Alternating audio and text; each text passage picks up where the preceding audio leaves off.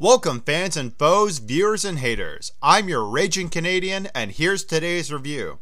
This movie incorporates the 3 R's, Russian Rourke, rock and roll, and Robert Downey Jr.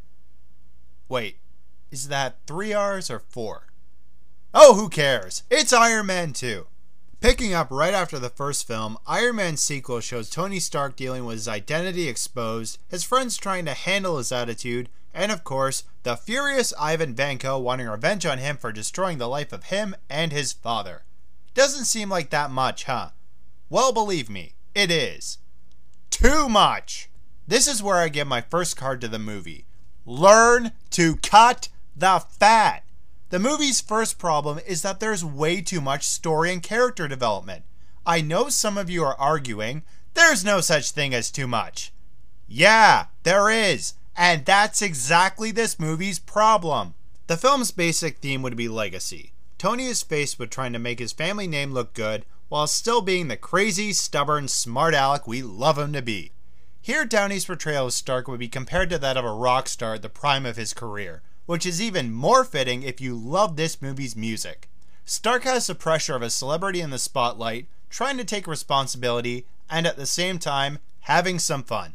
3 things that don't exactly balance out well for him. But of course his biggest problem is definitely Vanko. You know, a while back, an unnamed friend of mine, Moses, said that Whiplash was going to be the stupidest villain ever brought on screen. But actually, nobody could have played this guy better than Rourke. He moves you with every emotion he's feeling, and he feels genuine with his nationality without feeling like a stereotype.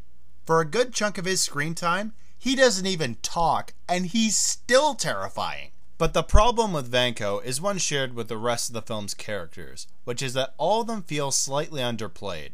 That sense of connection they had in the plot of the first film isn't as strong as in this movie, and you find yourself wondering when these characters are going to show up again.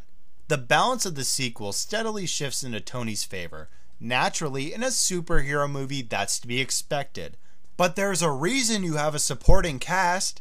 Support! But at the same time, the movie does know where to elevate things appropriately, like action and visual effects. Here the suits feel a bit more concrete and not just a bunch of pixels, and the hand-to-hand and aerial fight scenes just got better and better. Scarlett Johansson definitely showed a lot of talent with her fighting style, not to mention some decent chemistry with Downey. Some of the old characters got a bit more spice to them too. Gwyneth Paltrow gives Pepper Potts more of a backbone this time around, not that she didn't have one before, and Don Cheadle as Jimmy Rhodes showed a lot more edge. Believe me, for some of his scenes, this was a necessity. But not all of the returning characters necessarily had better performances. Samuel Jackson as Nick Fury had his moments, but it's sort of a role you took half as comic relief. I actually bought this guy pretty seriously at the end of the first movie. For a guy wearing an eye patch. But here, you almost expect him to make a pirate joke. Hey, come to think of it, I think he did! What you'll get from Iron Man 2 is an awesome action ride, but a little too sweet a taste. The movie definitely has a bigger sense of threat when it comes to its villains, and it has a great soundtrack that'll leave audience members playing air guitar. Not that I was one of them, but I think Jon Favreau could have saved a little bit for a third round. The scale definitely widens the story, but the first one held a lot more together. There's just way too much that feels like it's going to fall off the bandwagon. But if you are going to check it out, stay after the credits. My rating for Iron Man 2 is a 7 out of 10.